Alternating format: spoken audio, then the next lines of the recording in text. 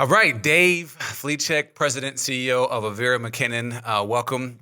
I'm excited to have this conversation with you, talking about success, talking about some of the ways that people can demystify this topic of success, because so many people sit on the sideline, they don't see themselves in success. But just want to first start and unpack a little bit, share a little bit of your journey. How did you kind of get into the role that you have today at Avera? Yeah, awesome. So thanks for having me, first of all. So I can really say, first and foremost, I was born at McKinnon, so it's pretty easy. Yeah, so I'm a product of McKinnon Hospital. So my mom and dad lived here for a long time. I'm a product of St. Mary's, O'Gorman, University of South Dakota. And then I spent time 10 years up in the Twin Cities. So I moved away and all of a sudden wanted to come back, and glad I did. So my first role at Avera McKinnon really was the architect behind the medical group. So I hired physicians, I bought physician practices. There wasn't a country road I didn't know, I can tell you that. In the early years, so I came back in 95, we were buying practices like in Gregory, Miller, Millbank, Del Rapids, Flandreau, Worthington, Spencer, all over. We were kind of creating a medical group. Was the first part of my career. For 20 years, that's really what I was doing for Avera McKinnon. And then from there, Dr. K, I don't know if you knew Dr. K, but a big, gentle smile, obviously. Tough act to follow, let me tell you. We started talking, going, it'd be really great to have maybe the medical group and the tertiary hospital come closer together, that instead of having silos, we would kind of integrate them closer together. And I said, yeah, so that's a good idea. So when Dave stepped down, they asked me to pick up the CEO job. So I've been doing it now. Just finished my 4th year, heading into my 5th year at Avera McKinnon. Wow. So in that journey, any surprises, anything that, really kind of, obviously you kind of can see a little ahead of you each step of the way, but any surprises along the way? Yeah, I would say the surprise really was just being yourself, being transparent, being honest, direct.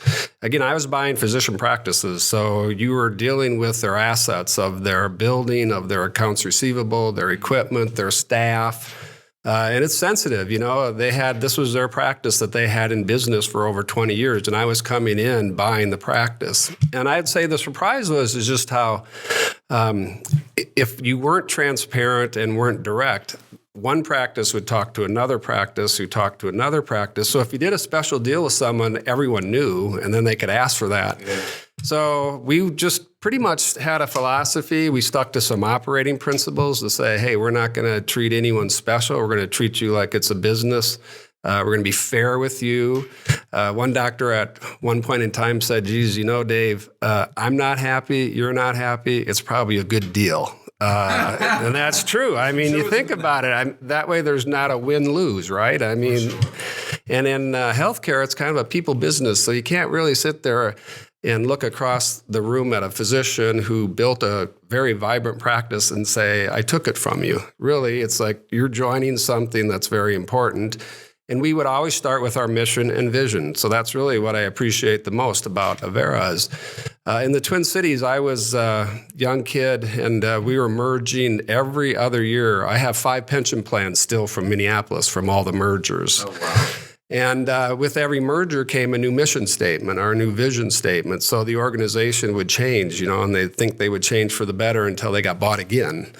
What I what I appreciate about Avera, obviously, the sisters have been around for 130 years. This is their mission: take care of the marginalized, do the right thing.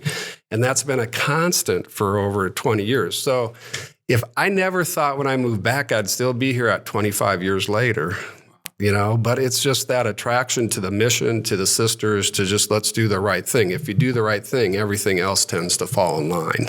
Yeah, I was impressed by that. We did some work with your IT group, or project management group, a few years ago. And again, in one of those meetings they had, against a representation of the sisterhood, if you would, and just making sure we stayed true to the mission. Because you see so many organizations, you have it on the wall, you talk about it, it's a great slogan, those type of things. But how do you, again, especially when you build an organization as big as Avera, what are those ways that you keep true to it? And you guys have those steps in place 130 years later to make sure, because again, you can make money, you can do various things.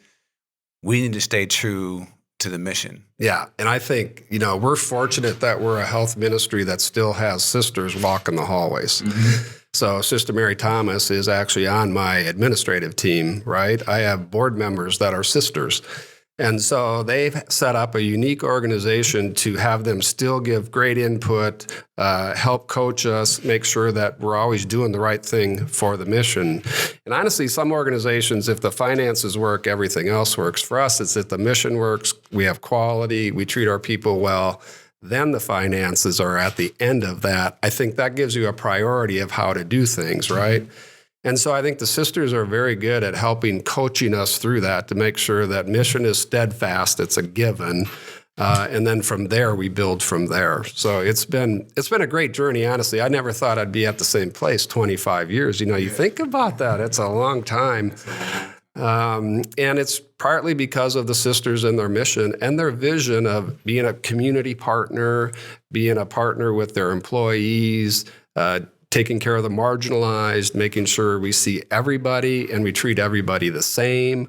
That's just very important to the sisters. And then you kind of hire who you are. Believe me, if I was an individual who thought I could just make decisions, you probably wouldn't last very long at Avera because you got to make sure you have consensus and make sure people come along with you for the right decision. So culture clearly is there, and they drive a great culture for us. Yeah, so obviously talking about community and mission-based, Avera is one of the primary givers in this community that gives back a lot, right? You see Avera's name on a lot of things, a lot of events.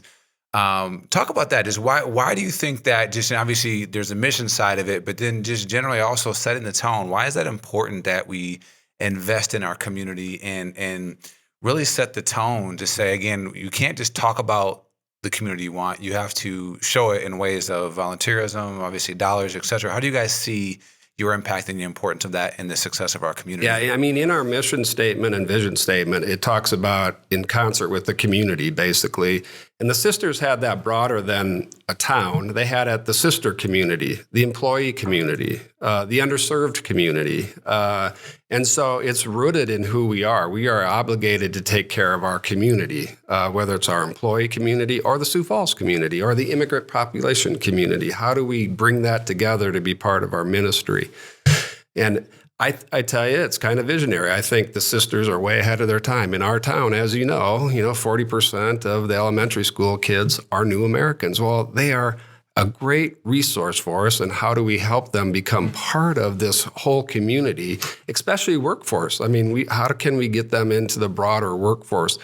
Beyond high school, instead of just taking a job, can they be at STI or can they go to college? Well, how do we as an employer help lift up that community? That's important for us. So it's rooted in our mission statement and our vision statement, and so we have an obligation to do it, I believe. Yeah, something that we had a conversation a few months back, and something that really resonated with me that you had said was when we were talking about, how do we get here kind of at this point in 2020, we have 40% diversity in our school systems, and we kind of are kind of caught off guard a little bit. We're not well prepared to how do we equip, empower this next generation. And you had said, how do we start thinking about 2040? And I love that because I'm a future vision thinker as well. As we think about the future, as we think about some of the opportunities, because again, that says a lot to me, you as a leader, because 2040, you're most likely not going to still be around working. But we're thinking about how do you set up that next generation for success? And so as you guys think about that, it's not about us right now. What are some of those ways that you see a pathway forward or opportunities for us to build a successful community for this next wave behind us? Yeah. So, I'll tell you stories of the sisters. So the presentation sisters left Ireland. They got on a boat, landed in New York, took a train to Yankton, got on a boat on the Missouri River, and it capsized. They lost all their things. They landed in Wheeler, South Dakota, 6 nuns. They were in a sod hut, and they probably would have perished that first year if someone hadn't given them a hand up, like the American Indians and the French fur traders.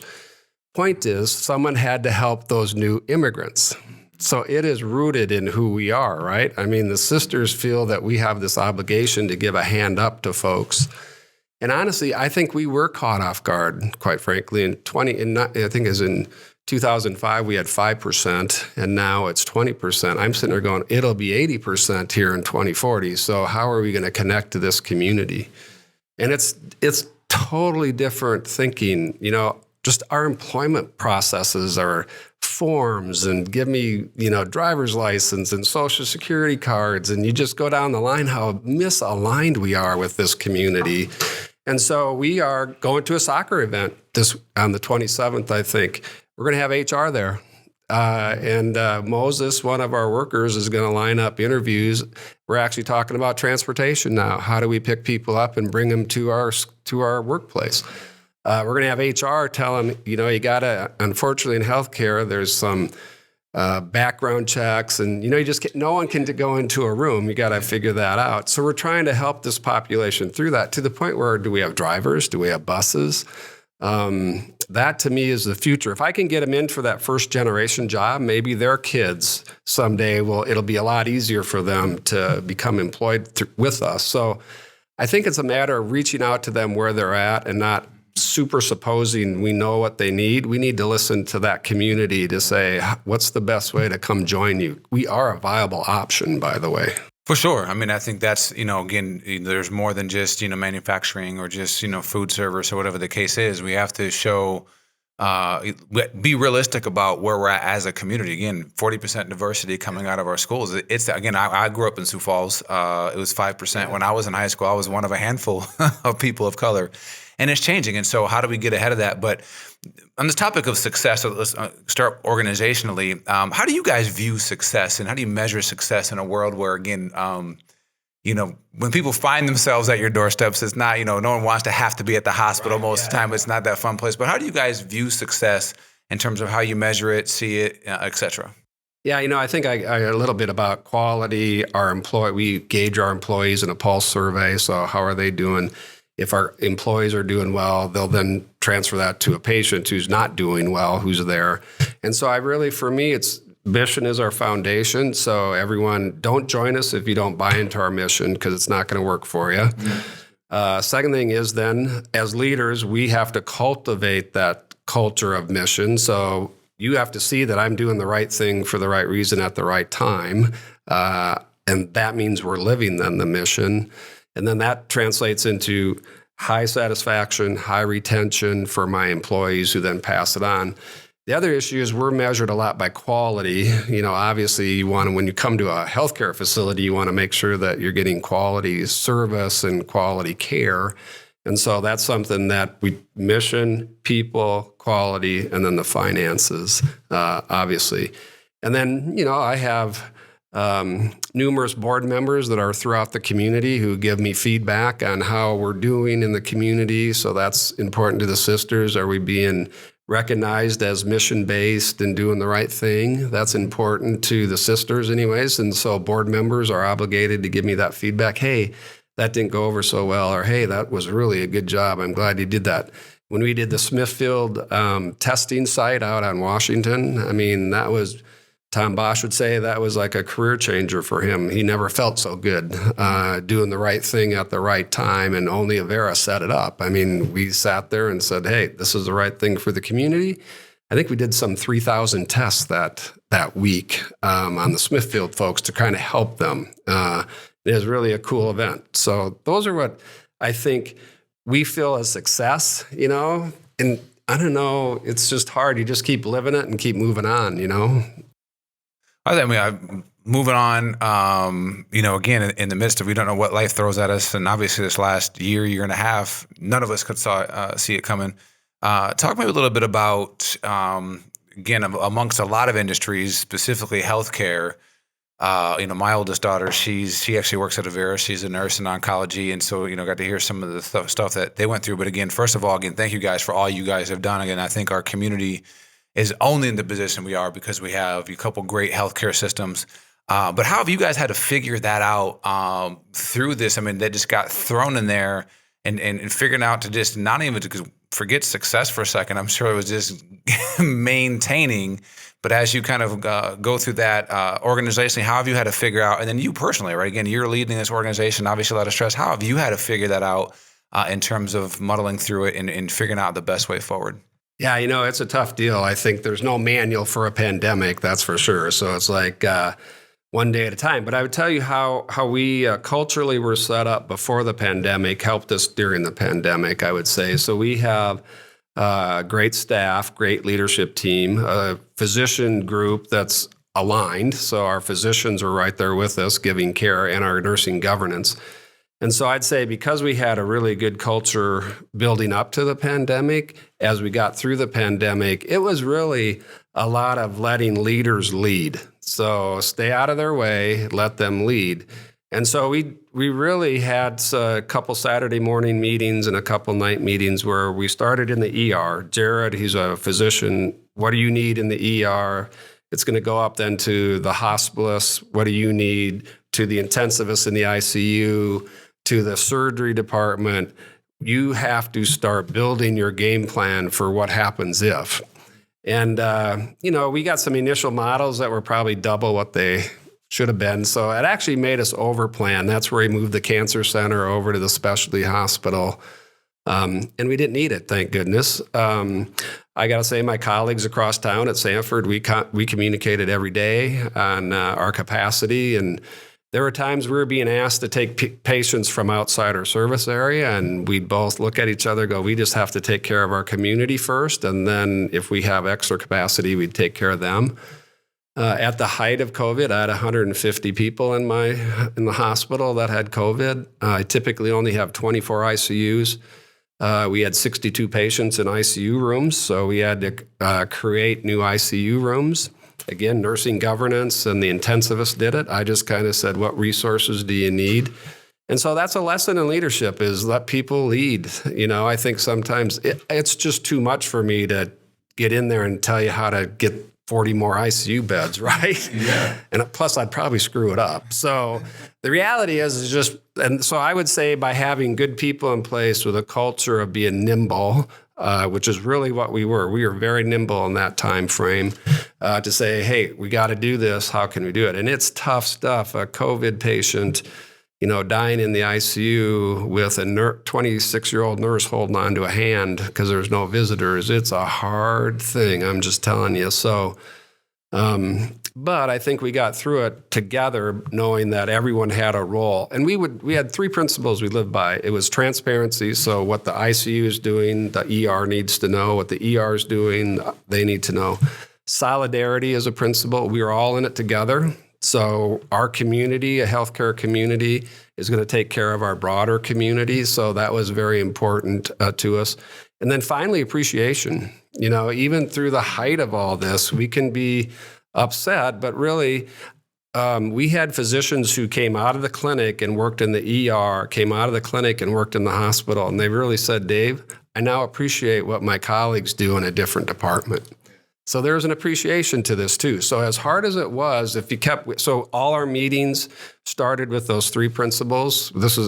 We also had to have positive intent, meaning that ER might be making a decision, it's a positive intent, but they didn't realize it was a ramification on another department. Okay, so time out, let's go back to the ER and just go, hey, do you know this might have been detrimental to us over here on this floor? Can we do something different? Yeah, let's work that out. We didn't realize that.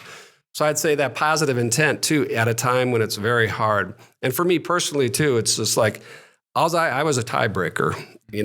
You leaders lead. If you have something that I need to be a tiebreaker on, I'll decide. I'm okay with that.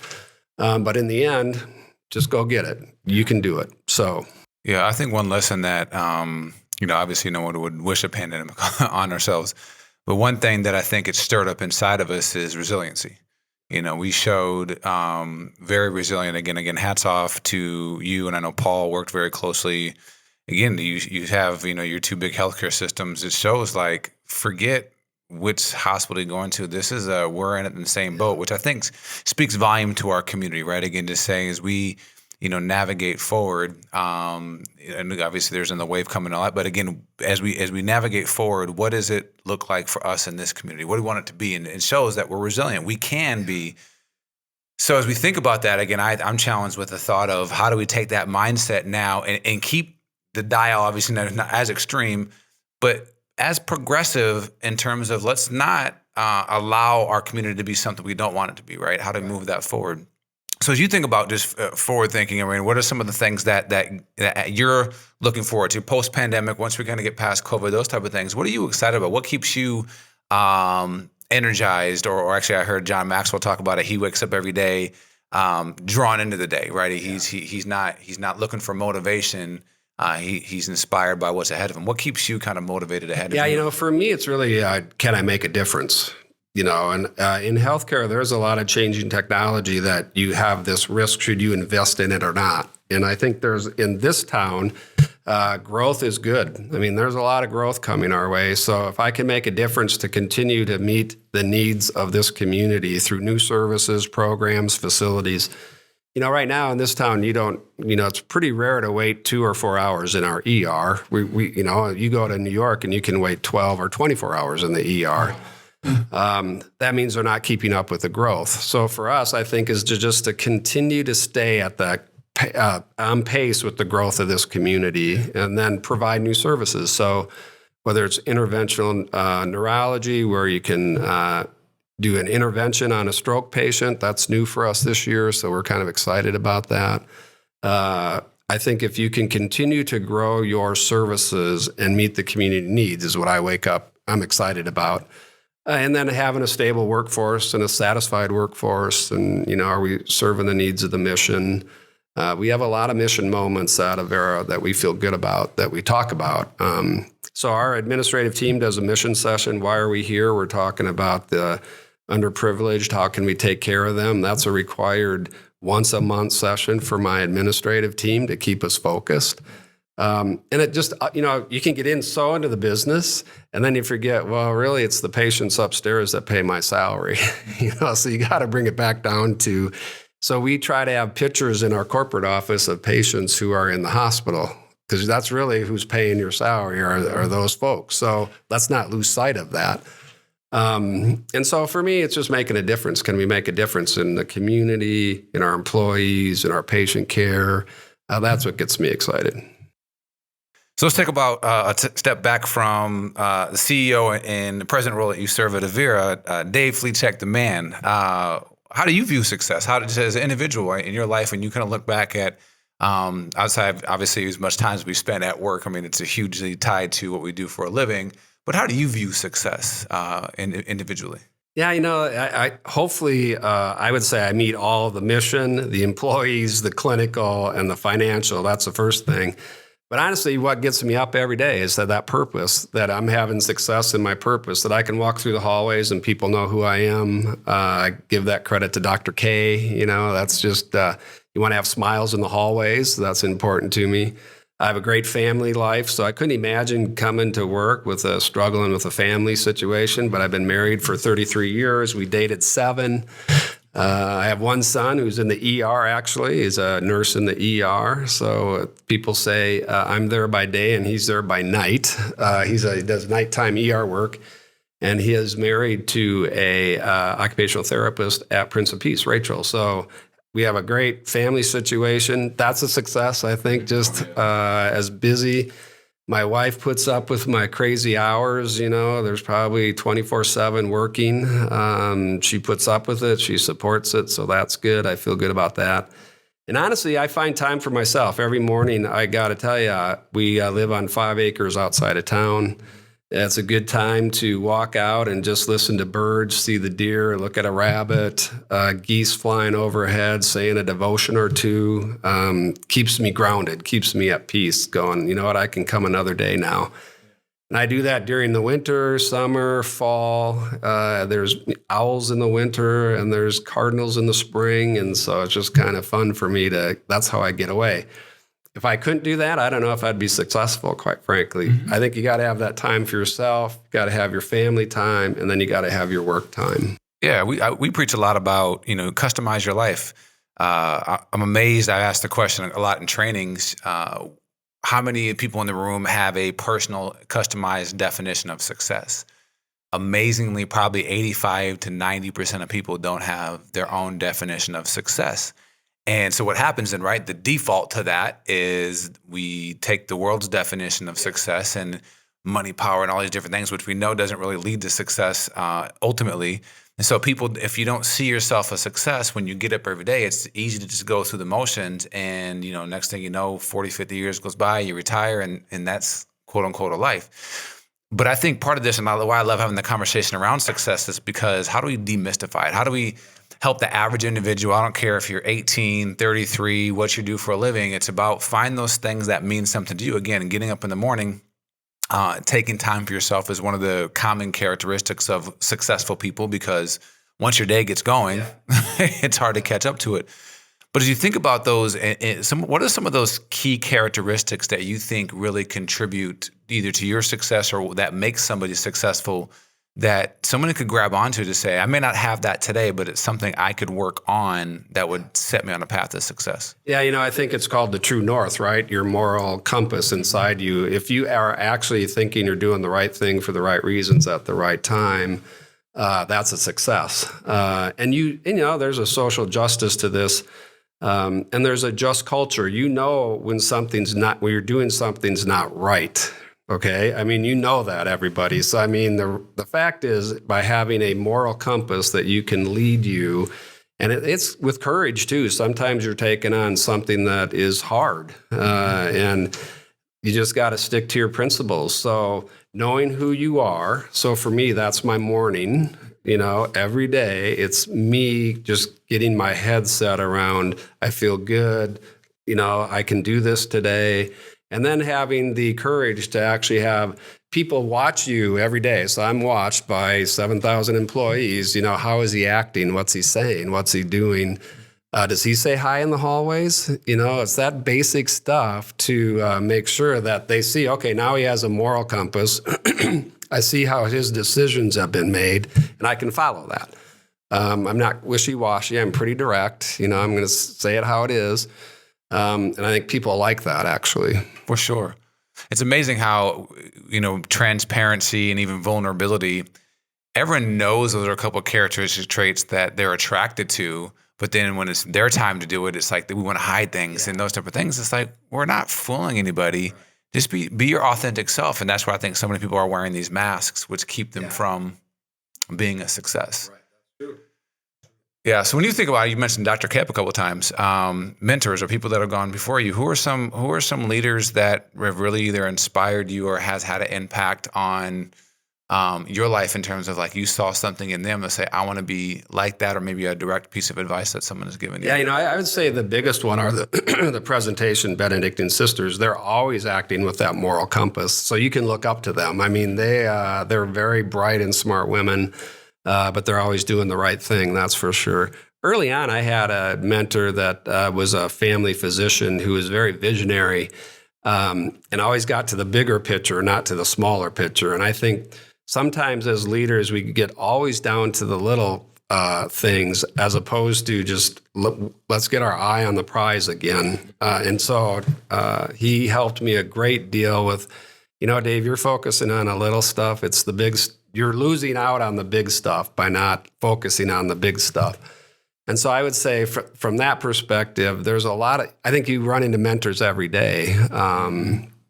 You just got to be on the lookout for them, actually, and you can learn from you can just one or two things you can learn from them and call them a mentor. So I would say I have many mentors. The people I work with, you're only as good as those you work with, right? Yeah. And so I get mentored by them every day. I'm going, wow, how Lori Popkes, who has 1,000 nurses, can pull off 40 more ICU beds in about 6 weeks is pretty amazing, honestly. Well, she had a lot of trust with her staff to make that happen. So that tells me you got to have trust with your staff.